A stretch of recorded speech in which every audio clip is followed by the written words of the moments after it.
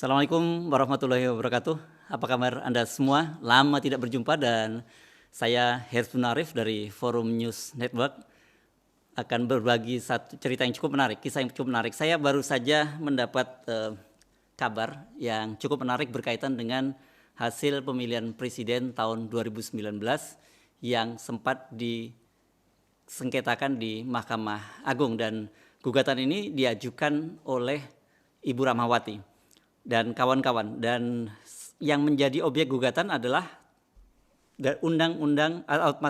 peraturan KPU nomor 5 tahun 2019 tentang penetapan calon presiden dan wakil presiden terpilih. Dan seperti kita ketahui dalam pasal 3 ayat 7 peraturan KPU nomor 5 disebutkan bahwa dalam hal hanya terdapat dua pasangan calon dalam pemilu presiden dan wakil presiden, KPU menetapkan pasangan calon yang memperoleh suara terbanyak sebagai pasangan calon terpilih. Nah, objek keputusan KPU inilah yang digugat oleh Bu Rahmawati dan kawan-kawan. Beliau berdasarkan data yang saya punya, beliau melakukan register atau mendaftarkan gugatannya pada tanggal 14 Mei 2019, dan kemudian pada tanggal 21 Mei 2019, KPU memutuskan bahwa pemenang pemilu atau Pilpres 2019 adalah pasangan Jokowi Ma'ruf Amin. Nah, yang menarik kemudian Mahkamah Agung sudah memutuskan gugatan ini pada tanggal 28 bulan 10 tahun 2019.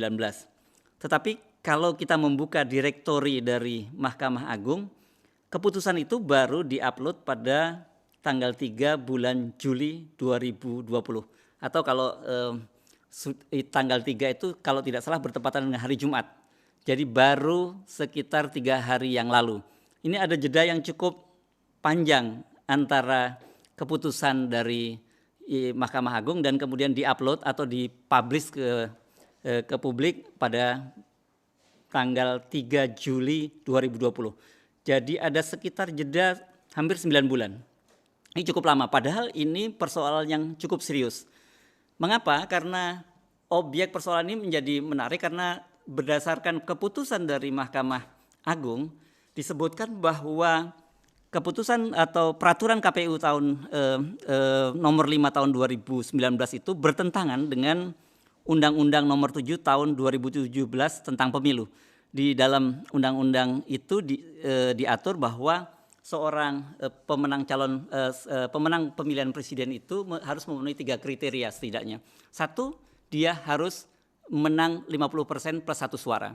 Kedua, dia harus memenangkan di seluruh wilayah, seluruh provinsi atau 34 provinsi minimal 20%. Dan yang terakhir, dia harus menang setidaknya di separuh plus 1 dari seluruh provinsi. Dari ketentuan undang-undang itu yang juga diatur dalam pasal 6A Undang-Undang Dasar 45, jadi ini bunyi antara Undang-Undang Pemilu dengan Undang-Undang Dasar 45 ini hanya copy paste, jadi sama semua. Ada 3 ketentuan tadi. Dari 3 ketentuan tadi, kalau kita cermati sebenarnya harusnya Jokowi tidak memenuhi ketentuan itu karena dia kalah di Sumatera Barat. Ada 13 provinsi yang kalah dan kemudian 2 provinsi Jokowi hanya memperoleh suara sekitar 14%. Kalau tidak salah ini datanya perlu saya buka. Di Aceh Jokowi hanya mendapat 14,48%, 14,41%. Sementara di Sumatera Barat lebih kecil lagi, jumlahnya aja 14,08%. Artinya sebenarnya dari ketentuan Undang-Undang Dasar Pasal 6A maupun Undang-Undang nomor 17 tahun 2017 tentang pemilu, Jokowi tidak memenuhi ketentuan ini. Nah, yang jadi menarik mengapa kemudian yang kita pertanyakan mengapa putusan itu begitu lama dipublish, padahal kita tahu presiden dilantik pada tanggal 20 Oktober 2019 dan kemudian putusan ini hanya sepekan berselang, tanggal 28 bulan 10 tahun 2019. Tentu ini akan menjadi objek yang cukup menarik bagi kalangan ahli hukum, terutama para pakar hukum tata negara. Diskusi-diskusi ini saya kira akan menjadi wacana publik di tengah situasi COVID yang sekarang sedang melanda. Nah, saya beberapa waktu ke depan akan coba terus mengupdate ini, dan saya akan coba menghubungi Ibu Rahmawati sebagai penggugat, dan juga tentu menarik kalau kita diskusikan dengan para ahli hukum tata negara.